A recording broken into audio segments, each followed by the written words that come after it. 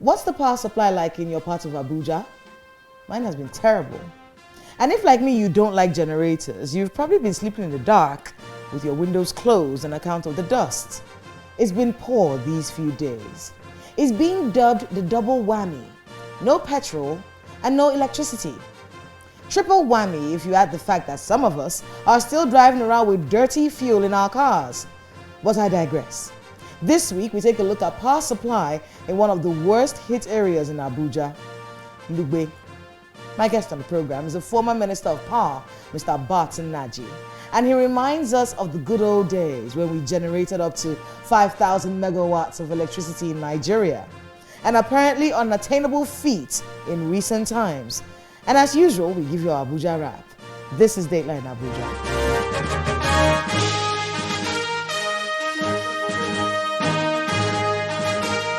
Hello and welcome to Dateline Abuja. I am Kayla Magwa.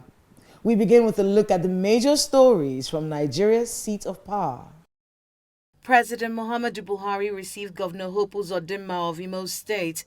Briefing State House correspondents after the meeting, the governor is confident that the National Convention of the All Progressives Congress would hold as scheduled, but at the same time does not relinquish the idea that it might not. The discretion on how and when to do their convention should be an internal party affair. And the APC is the one wearing the shoe. With a credible leadership, they knows when to move and when not to move. And there is nothing wrong, even if it doesn't hold. What is important is that we must have our convention. We have said it's 26th. If for anything, for any reason, tomorrow is not doable in the opinion of the party, we will move. But that does not mean that there is any intention to move. The president also met with Governor Yahaya Bello of Kogi State. Although the governor fails to reveal if he has officially told the president of his ambitions, he states clearly in a chat with State House correspondents that it is only most logical that the presidency be zoned to the North Central. Coming from the angle of North and South divide, then let us be very fair and equitable. Then you look into the number of years North have held this position and the number of years South have held this position. If you add 8 years to what South has had, and then looking at the North, then you know that there's injustice as far as that is concerned. Earlier in the week, the president departed Abuja for Brussels, Belgium, where he participated in the African Union-European Union Summit. Among those that joined him in the Nigerian delegation are the Minister of Foreign Affairs, Mr. Jeffrey Onyema, Minister of Environment, Mrs. Sharon Ikazo, Minister of Health, Dr. Sage Hanire, the National Security Advisor, Major General Babagana Monguno, retired, and the Chairman of the Nigerians in Diaspora Commission, Honorable Abike Dabiri Erewa.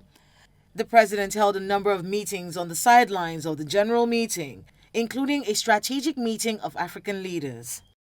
Before departing the country, the president had met the Deputy President of the Senate, Senator Ovio Agege, and the Deputy Speaker of the House of Representatives, Honorable Idris Wase. He met them on the same day he transmitted a letter containing the 2022 Appropriation Amendment Proposal to the National Assembly. The Vice President, Professor Yemi Osinbajo, led the Nigerian delegation to the formal launch of the year-long commemoration of Liberia's bicentennial anniversary. He was accompanied on the trip by the Minister of State for Foreign Affairs, Ambassador Zubairu Dada, and the Special Advisor to the President on Economic Matters, Dr. Adeyemi Dikpeolu. The Vice President also presided over a virtual meeting of the Federal Executive Council. After the meeting, the Minister of Education, Malam Adamu Adamu, told State House correspondents that the federal government is looking forward to the Academic Union of Universities, ASU, concluding negotiations. The union had commenced a month-long warning strike and has stated readiness to resume negotiations with the government.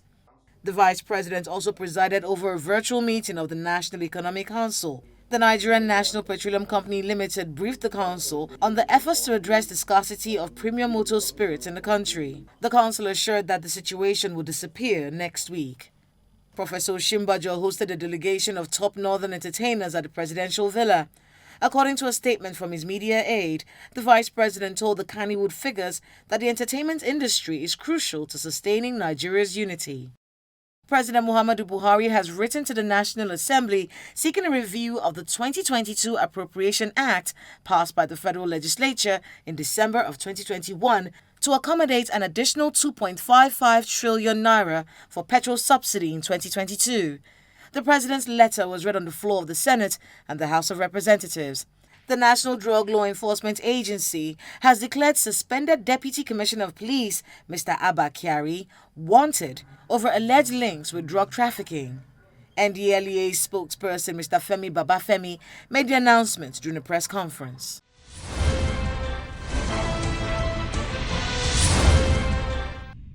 Welcome back. So, a lot of us woke up during the week to this message from Abuja's electricity distribution company. Dear customer, please note that the interruptions of electricity supply you're currently experiencing is due to the instability of supply from the national grid due to low generation. It's always something, isn't it? Either distribution or generation or transmission. All these terms we the people have no interest in understanding. All we want is power supply. For some of you in Abuja, the poor power supply may be a recent phenomenon. But for the residents of Lugbe, this is a problem they've been dealing with for months. Please watch this. Lugbe is one of the more affordable districts in the nation's capital, about 15 minutes away from the city center.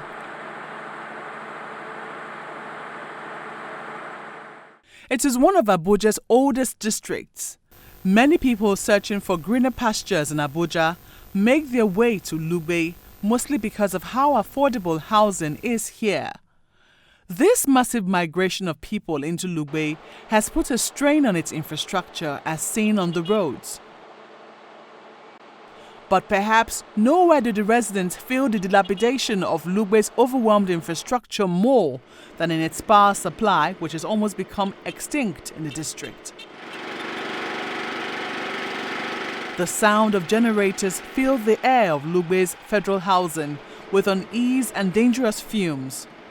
These generators run for days as the power supply worsens, taking a toll on the health and finances of residents and businesses.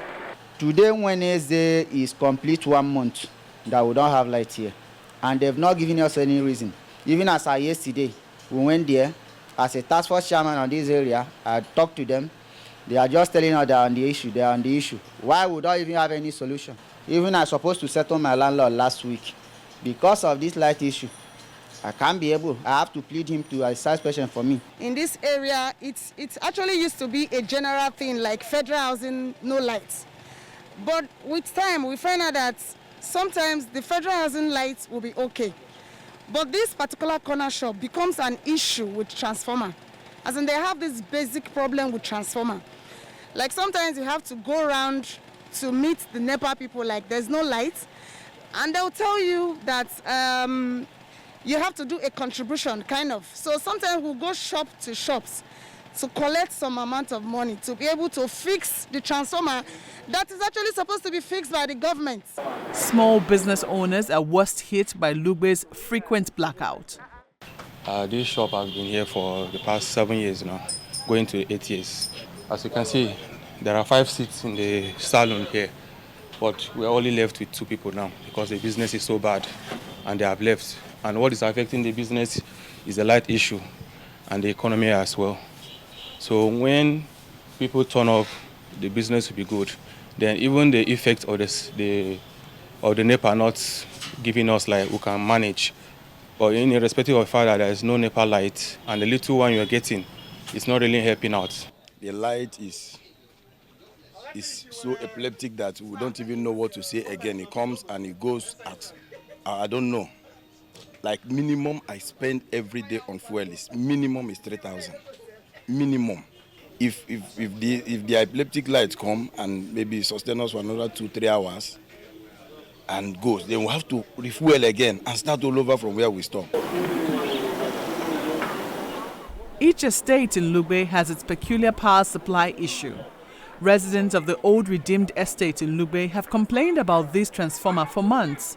They say it's poorly managed by the Abuja Electricity Distribution Company and it's insufficient for the residents. They consider it a disaster waiting to happen even when it manages to work. The maintenance culture is zero. Because if you're to carry out, for equipment big like this, there should be a kind of preventive maintenance on it. And as you can see, I don't even know how the technicians or the engineers that manage this, how they have the courage to go into this. Because if you look at the feeder panel, it's totally, it should even be taken out and a new one installed. At the Angwan Dutse village, also in Lugbe, power supply has eluded the residents for months. Wooden poles can be seen all over Angwan Dutse. Many of the houses here do not have meters, and the residents complain they receive estimated bills from the Abuja disco without enjoying any electricity. For the past 2 weeks, we've not been having light, and I'm not happy about it. And if you complain, probably they'll come and cut your light. That's it. So they can come and threaten you in this area? They may not threaten you directly, but it's possible. Anything can happen, and anything is possible in this environment. I won't lie to you, I've gotten a bill of 20,000 for one room self-contained for a month. And no light? Where do you see the light? I didn't bring the light, no, but people will not complain. They will bring bill, no light. The day they will come they will come with the bill, you will see light. The day they will come for disconnection, there will be light. After the whole disconnection, no more. Till whenever we see light again. The lights where we no use, they just pay money just for nothing. Sometimes they go bring like 15,000 naira per bill. Sometimes 11,000. Now the one way they give us now 11,500 now. How many days you get light for the month? They give you that kind of... You know even these 4 days. You know these 4 days. Now so that they do us for this I want to say. We make our way to the New Site Estate in Soka, Lugbe. The residents here are upset about the high-handedness of some of the staff of the power company who ordered the disconnection of the power supply of an entire compound 3 weeks ago, despite the residents being metered because of an issue with one of the residents. The lady said, okay, he's recording you. You pick offense. Malik pick offense. Malik is an AEDC official. Pick offense that because she's recording him. So before that, he disconnected the whole compound because he felt he has the power. This coming week, Tuesday, we make it the 3rd week there's no light. Other residents recount their ordeal with the power company. Nobody in my area was given meter, even my neighbors that have not had light for over 3 weeks. They paid for their meter 2 months before me, and they were not even given meter. So that's the experience we've been having. 1, extortion. 2, they are very ill behaved, both in the office and out of office, very rude, and they even assault their customers. I got frustrated because NEPA AEDC was not doing anything useful for me. So I had to report them to NERC. NERC also did not do anything. They were very non-responsive. But I would like to appreciate FCPC, that's Consumer Protection Council, because they were swift, prompt, and effective. The Abuja Electricity Distribution Company says it's ramping up the metering of its customers under the Meter Asset Provider MAP scheme. The company had halted the scheme following the launch of the National Mass Metering Program by the federal government. In a statement from the company, the interim chief marketing officer, Mr. Donald Etim, states that 180,000 meters will be distributed under the scheme. Meanwhile, in a tweet, the company explains the disruption of power supply in parts of the Federal Capital Territory. According to the tweet, the purpose of the interruption is to enable the Transmission Company of Nigeria carry out a maintenance exercise on the 100 megavolt ampere transformer at the Apo transmission substation. The tweet adds that some of the interruption of supply is due to the instability of supply from the national grid owing to low power generation. However, the Nigerian Electricity Regulatory Commission and the Federal Competition and Consumer Protection Commission have signed a memorandum of understanding to protect electricity consumers. What we had today, signing of the MOU, has been to consolidate this area of cooperation between our two agencies so that we don't have two government agencies, two regulators working against each other. There are merits in the collaboration and there are merits in the synergy that can be derived from our collaboration. We're resolving more complaints than ever before, but the The more we resolve complaints, the more there are complaints. And that's good and bad. That people are complaining a lot more now is actually an indication of a vibrant resolution mechanism and confidence in that mechanism. Residents of Lugbe are hoping that these efforts culminate in improved power supply for them. For now, they can only hope that steps are taken urgently to address their plight.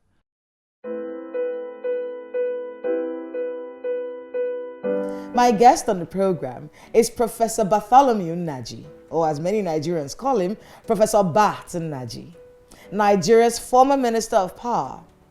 He was one of the most vocal supporters of the privatization of most aspects of the power sector, a view he still holds today as he begins his new job of providing affordable and adequate electricity for the Aba Ring Fence area. Is there a solution to Nigeria's power crisis? He believes there is. Does the Nigerian government have the will to tackle this problem once and for all? Please watch this.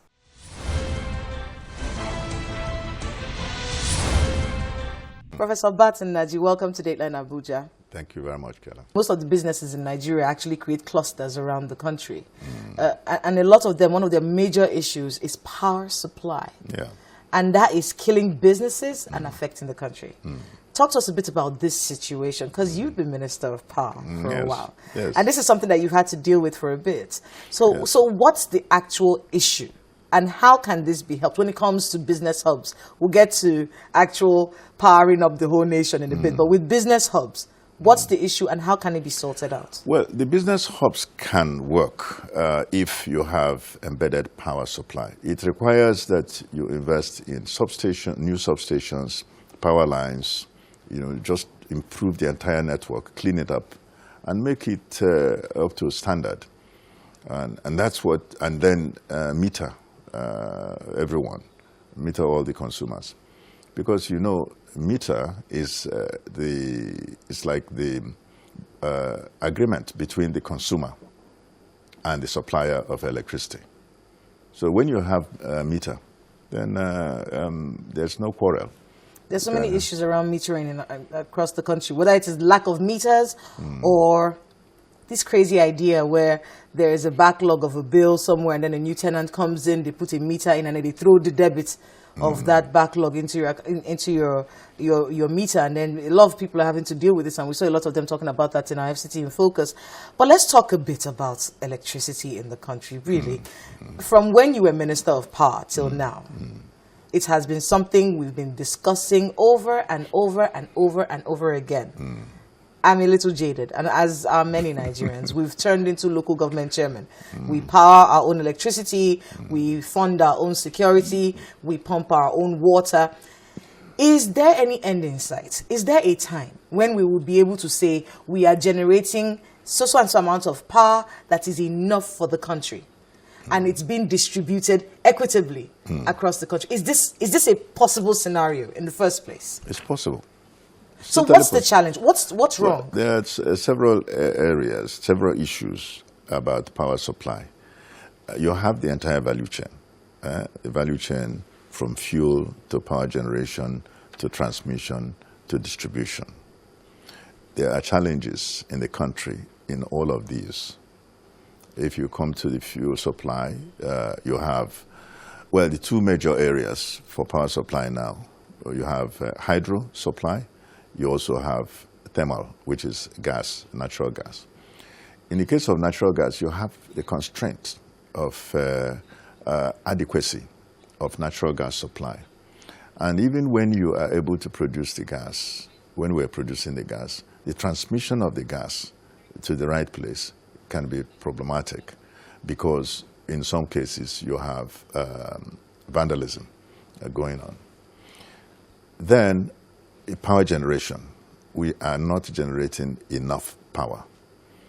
In fact, that's the explanation. The AEDC, that's the Abuja Electricity Distribution Company, they put up a tweet this morning explaining that the power supply problem you're facing right now is because there isn't enough being generated. Basically, say it's not a distribution problem. This is a generation problem that we're dealing with at this point in time. Well, people are blaming each other. Yes, they've been doing that. But in the end, it's us. It's Nigerians who bear the brunt of this. Yes. So you have inadequacy of generation. You also have serious transmission constraint. So if you generate more than, say, 7,000 megawatts, you will not be able to in fact, 5,000 megawatts, you will not be able to transmit the power as at now. So we need to be able to invest in transmission infrastructure and then invest in the distribution. The distribution networks are terrible in the country. Typically, what you should have is you should have more transmission capacity than the generation, and you should have more distribution capacity than the transmission. So this way, you have a free flow of what you generate. But we don't have that now. I can tell you that the power that is in the country, that is generated in the country, you have mostly in generators. Nigeria actually needs about 100,000 megawatts. So 100,000 megawatts compared to what we actually generate from the grid. There was a research that was conducted by the Association of Nigerian Electricity Distributors in 2021. And the report says that Nigerians spend about 12 trillion naira annually on self-power generation. That's about 40,000 megawatts of electricity using diesel and petrol. What do you make of this? And can the government actually turn this around? Yes, government can turn it around by incentivizing private investors to replace self-generation with industrial power. Industrial power is always much cheaper, much more efficient, more reliable. So if you have industrial power, people don't have to go about trying to hassle with purchasing diesel. It's possible, but it's getting private investors to do it and not making them feel like you're giving them something when they are investing their own money. It's actually helping you. Yes, exactly. They're actually helping you. The body language sometimes to people who are in government is as if they're doing you a huge favor when they give you some permit to do something, when you actually invest in your own money. What can be done to make the power sector more effective? It has received a bashing since you were minister. We've been... Oh, before that. Oh, way before that. Way before that. It's been receiving all kinds of bashings. And deservedly so, because Nigerians don't want you to create solar panels in our house. Just provide electricity, we will pay. The bulk of Nigerians will pay. We want to just live quietly, have electricity when we come back from work, have the AC on when we sleep. You know, these are simple needs. They're not extravagant needs. What can be done to make this power sector more effective? I know you don't want to go home and begin to fiddle with your generator, fuel, and all that. You just want to put on the switch, and power will come, and it should stay. That's what you want. That's what everybody should want. And that's how it's done in all parts of the developed world. That's what we should desire. So we have to use models that will solve the problem. It's not going to be a one uniform solution. National grid should be there, but national grid should be open, and we should have should invest in the national grid transmission network to work, because 5,000 ability to deliver 5,000 is simply not it. It should be able to deliver more than 100,000, and it is totally possible to be done. Yes. Well, thank you very much for being with us on Dateline Abuja, and good luck with the work that you do. Congratulations on your project. Thank you so much, Gala. I would love to hear from you soon. Thank you. Thanks to my guest, Professor Barton Naji, and to everyone who spoke to us on their power supply challenges. It could not have been easy. If you live in a densely populated part of Abuja, chances are that you spend so much on fuel to power your generators. And it's even worse if you run a business in these districts. And with the fuel scarcity, it must be a nightmare right now. The original target for Nigeria's power generation in 2020 was 40,000 megawatts. We are doing less than 4,000 megawatts. Let me put this in perspective for you.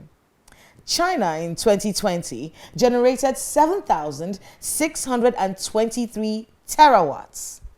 1 million megawatts make 1 terawatt. 1 million.